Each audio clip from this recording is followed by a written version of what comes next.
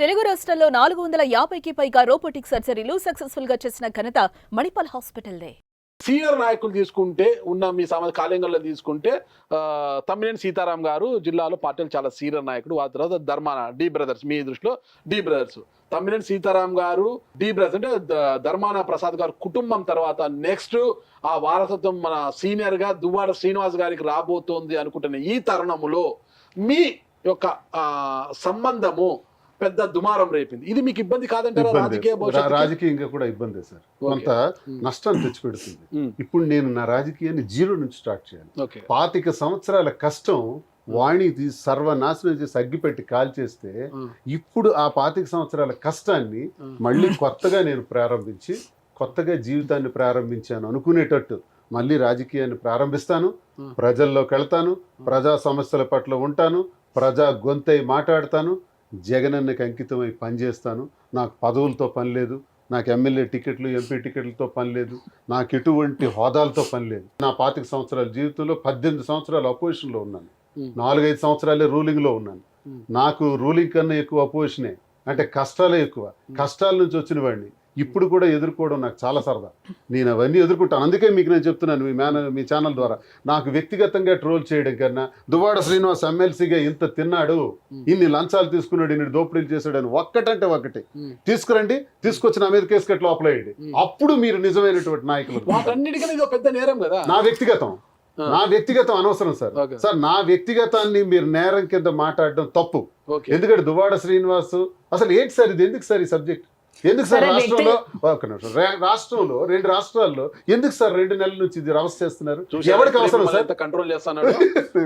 Domination ఆలోచించి నాకు domination ఇష్టం అండి. ఎప్పుడైనా సరే మగవాడు రాణిలా ఉండాలనుకోవాలి కానీ మనమే రాజులా ఉండాలనుకోకూడదు. ఇంత ప్రేమ చూపిస్తున్న, ఇంత సపోర్ట్ చేస్తున్నారు కదా, జీవితాంతం శ్రీనివాస్ గారి మీద ఇదే ప్రేమ, ఇదే సపోర్ట్ ఉంటుందా? నాకు జీవితాంతం ఇదే ప్రేమ, ఇదే సపోర్ట్ ఉంటుంది. మళ్ళీ మీరు 20 years తర్వాత మాకు పిలిచి ఇంటర్వ్యూ చేయండి. నేను ముసలోడిని అయిపోతాను. లేదు, ఎప్పటికీ స్టిల్ ఇలాగే ఉంటారు.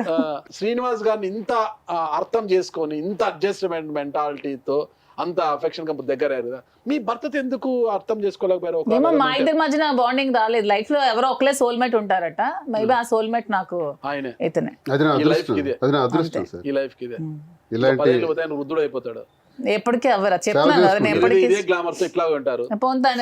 తను ఓల్డ్ అయిపోతే తను అన్నట్టు తను సేవ చేసుకొని ఉంటాను. నాకు నమ్మకం ఉంది.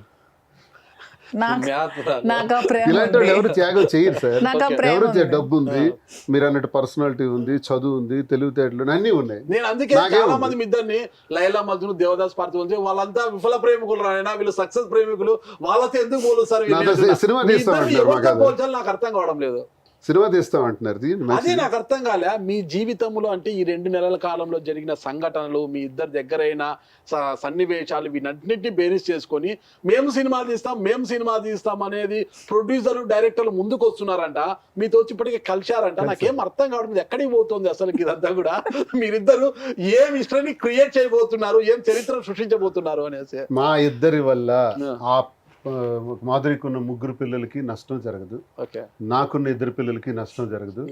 మా ఇద్దరు అందరికీ, ఏ ఒక్కరికి, ప్రజలకు కానీ, మమ్మల్ని నమ్ముకున్న వాళ్ళకి కానీ, మా కేడర్కి కానీ ఎవరికి ఇష్టమంత నష్టం కూడా జరగదు. ఎవరికి నష్టం జరగకుండా మా ఇద్దరి ఇష్టం ప్రకారమే మా జీవితాన్ని కొనసాగిస్తాం. జీవితాంతం వెళ్ళే ఉంటారా? భవిష్యత్తులో ఏమన్నా వివాహం చేసుకునే అవకాశం ఉందా? మరి అంటే మ్యాటర్స్ డీల్ అయిన తర్వాత అదొకటే కదా సార్ పెండింగ్. ఇంకేముంది? మీరు స్టార్ట్ చేశారు. వారసురాలుగా చూడొచ్చు అంటారా? ఇప్పుడు మీకు వారసుడు లేడు, రాజకీయ వారసుడిని భవిష్యత్తులో దువ్వాడ మాధురి గారు అందించే అవకాశం ఉంటుందా? మా కథ వెంకన్న స్వామి ఎలా రాశారో మరి తెలియదు. ఓకే, ఆ ఆలోచన కూడా ఉంది, భవిష్యత్తులో జరిగితే జరగచ్చు. సుమన్ టీవీలో మీ పర్సనల్ అండ్ బిజినెస్ ప్రమోషన్స్ కోసం కింది నెంబర్ కి కాంటాక్ట్ చేయండి.